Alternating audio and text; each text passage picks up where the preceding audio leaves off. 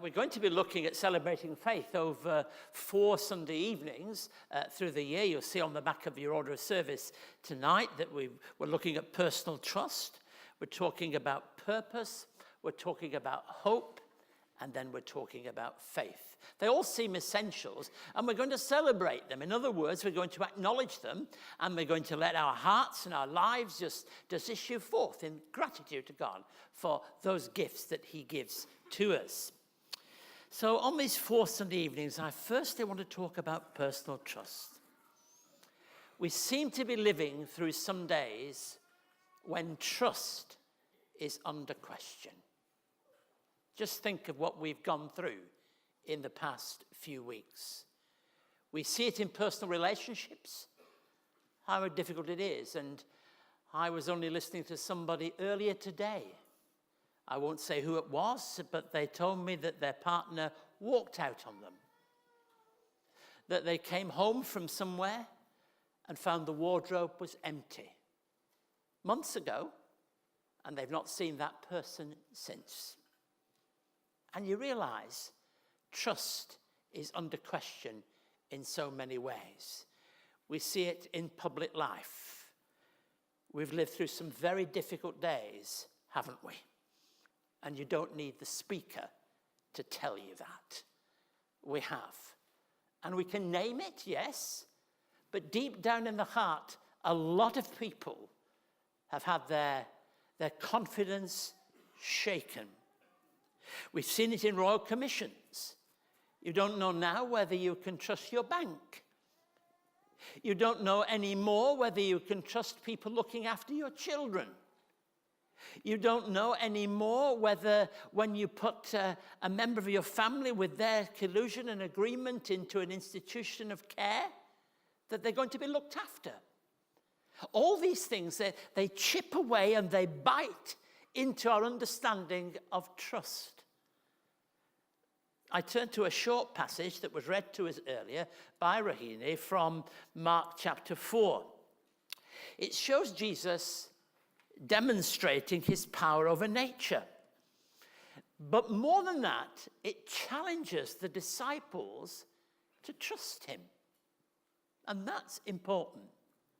It had been a busy day of teaching and preaching. I can't imagine what it was like for Jesus. There were times when people were pressing on him, when he was telling stories. There were times when he was engaged in healing ministry. But there were times when he chose to go somewhere quiet.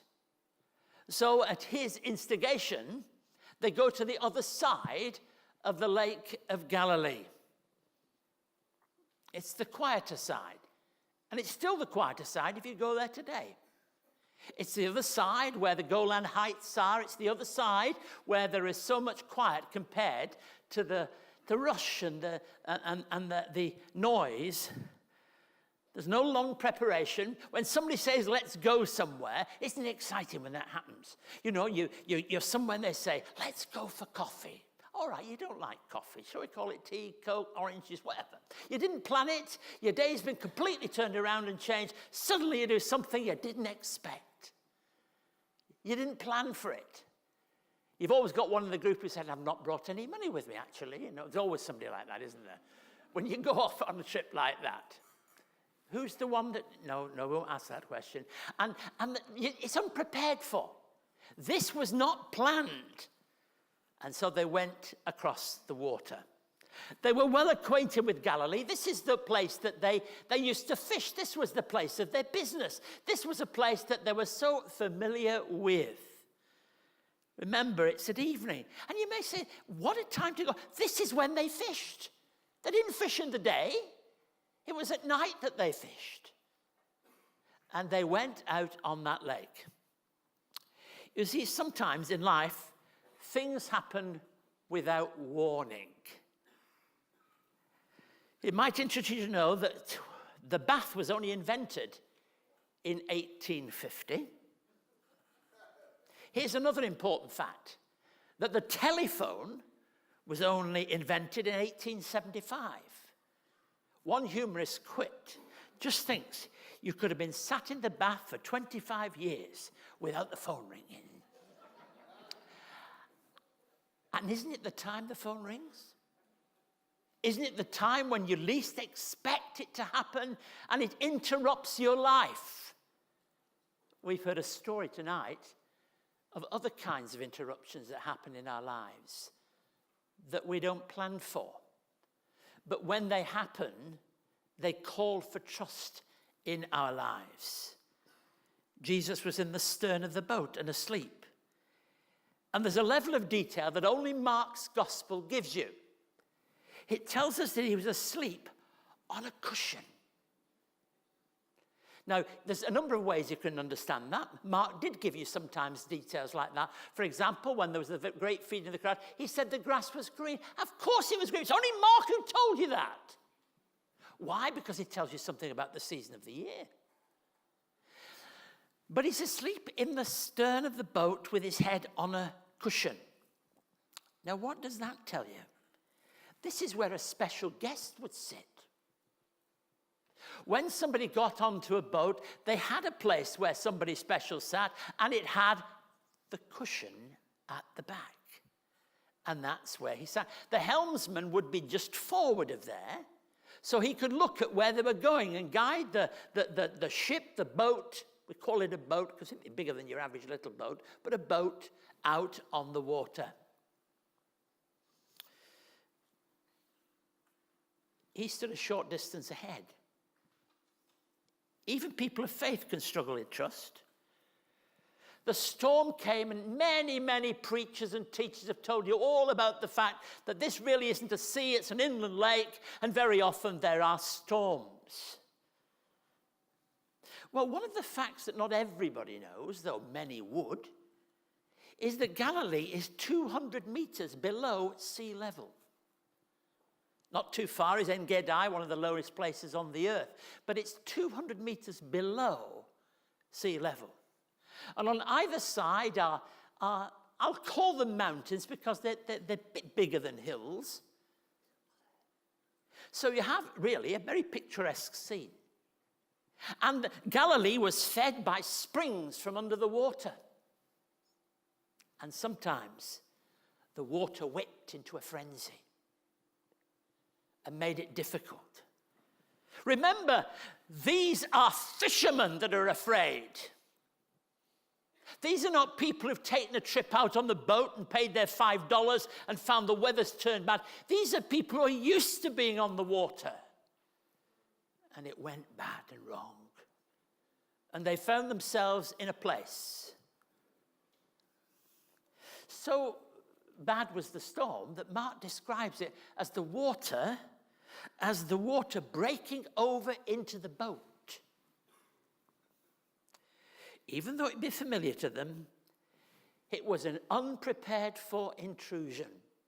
And I want to say that if you're going to trust God, you have to be prepared for those moments that you're not prepared for. In other words, you need to have a readiness for the fact that God can be with you in those moments when you least expect things to go wrong. Because they can, they may, and they almost certainly will at some point in your life. We can be overtaken by fear.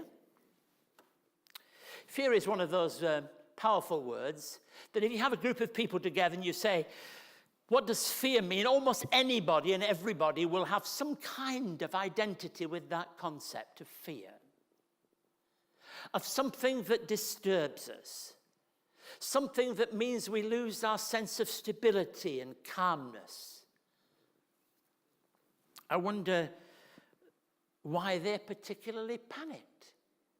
Because it must have been bad, because if they're fishermen and they go regularly on Galilee, and Galilee is a place that has storms, why are they panicking? I used to have a colleague, it was when I first began my ministry, and he was a great preacher. One of the best I've ever heard. And he could tell stories, and he could find facts in a Bible passage that most of us overlooked. And I never forget him preaching to a packed house, and saying, have you noticed there were other boats there? And I could tense with the atmosphere. Lots of people had not really read that before. They'd rushed on with the storm. They'd noticed the instability of the disciples. They'd noticed him bringing calm. So why does Mark say there were other boats there? I think it's not dissimilar, such as I shared with Candice in conversation a moment ago. These things happen to all. They're not exceptionally protected from this storm. There wasn't a case of 30 boats out fishing on Galilee, but one of them, God is saying, I'll look after this one. No. In those moments, we have, like everybody else, to exercise trust and faith. It is so very, very important. The violence of the storm is characterized and caricatured, if you like, in Matthew's account when he uses the word seismos. That's the word that's used for the severity. It's in Matthew chapter 8, the severity of the storm. We talk about that word, don't we? Almost like an earthquake. So this is just not any old storm. This is one that even the fishermen found themselves unnerved in that moment. I think if we imagine the situation, it'd be difficult to sense the waves and smell the fear of the waters. Perhaps some of the disciples were shouting.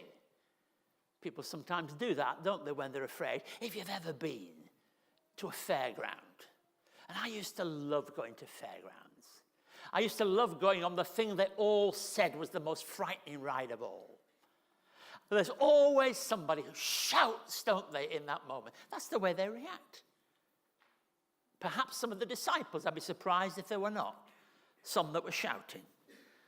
Perhaps some were bailing the water out, believing that somehow by their actions they could sort this situation out. No doubt there would be those that would still be battling with the oars. However, as the wind howled and the boat creaked, Jesus is asleep. Oh, Jesus Christ, our Lord, asleep. Surely everything we know about Jesus would tell us that's the last thing he would be doing. He would be there in the middle of it all helping. But he's asleep. What does that tell you? I'm not going to give the answer. I'm going to let you think that one through. What does that tell you about his relation in this moment? I think it demonstrates his confidence that even though he was overcome with tiredness, you know, this is the only real situation where he's asleep in the New Testament. There were times when others were asleep when they shouldn't have been asleep with him. You remember when he took them on the mountainside? But he's asleep. He has confidence. He's tired as well. In the same way he was in John chapter 4 when he came to the well of Sychar. He was tired and he sat down. The humanity of Jesus is shining through powerfully in this story. He was not at all panicked by the situation. Dr. William Barkley was for many years one of the finest Bible teachers and writers in the world. He was the tutor in New Testament studies at Glasgow University. His notes on the New Testament were published 65 years ago. And when they were published, there were a number of Christians that grunted. Because the one thing that William Barkley was is very honest. If he didn't know the answer to something, he said so. And there are many Christians who say, you shouldn't have things you don't know the answer to. But William did at times do that. And he questioned things. And he looked at his New Testament.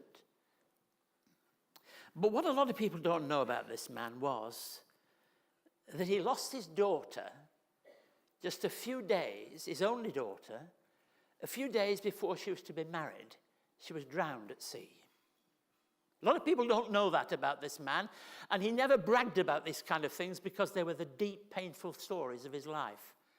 But you know, when he writes about this particular passage, he makes the comment, He gives us peace in the storm of sorrow. And only those who knew what this man had been through would know that that's the most powerful exposition you could make of a passage like this. Oh, how he found the peace of God from the one who calmed the sea. We can be overtaken by fear. But our response is a sign of our trust. Dante, the great poet of the Renaissance, exiled from Florence in Italy, he was depressed and he decided to walk from his home in Italy to Paris. It was a long walk. And on that walk, he came to a monastery. And the person who opened the door asked him what he wanted. He said, peace. That's what I want. He didn't even ask for a bed. Peace. And so many people need that peace. Tonight there are storms on the Sea of Galilee, but there are storms in the life of Sydney. There are storms in suburbs and towns across our world. There are storms that are not just about the amount of wind or the amount of water that is lashing over the boat, but they're about lives that are meeting unprepared for moments. And the door is opening. And just like the monk who opened the door and said to Dante, what do you want? The answer has to be peace. That's what we want. At the heart of our trust is a willingness to reach out to God. And in a sense, that's what Jesus challenges these disciples to do when he brings his peace. Parents or grandparents marvel from time to time at the level of trust that little children show. And I fearfully remember a grandchild throwing himself off the stairs into my arms without any preparation, not saying, right, Grandad, I'm doing it, just doing it. And I was disturbed by the whole thing. And I prayed a little prayer that I managed to catch him. And in a very similar situation, I recall somebody asking his son why he'd thrown himself at his father when they both fell on the ground. And his simple answer was, because you're my dad. Because you're my dad. Yeah, because dads can catch. And the truth is, trust is built up relationally. It's built up over a lifetime of knowing. And these disciples were beginning to listen to Jesus. They saw him in action. They were part and parcel of his ministry and his life. There are times when we need to do just that, isn't it? Know what it is to trust him, even in the most difficult of circumstances. To know that even in whatever's just been described as the hell of human experience, trust in him, who is heaven and life and peace, a sign of our trust. In the Gardner Museum in Boston, you'll find a Rembrandt painting called The Storm on the Sea of Galilee. The artist recreates powerfully this story.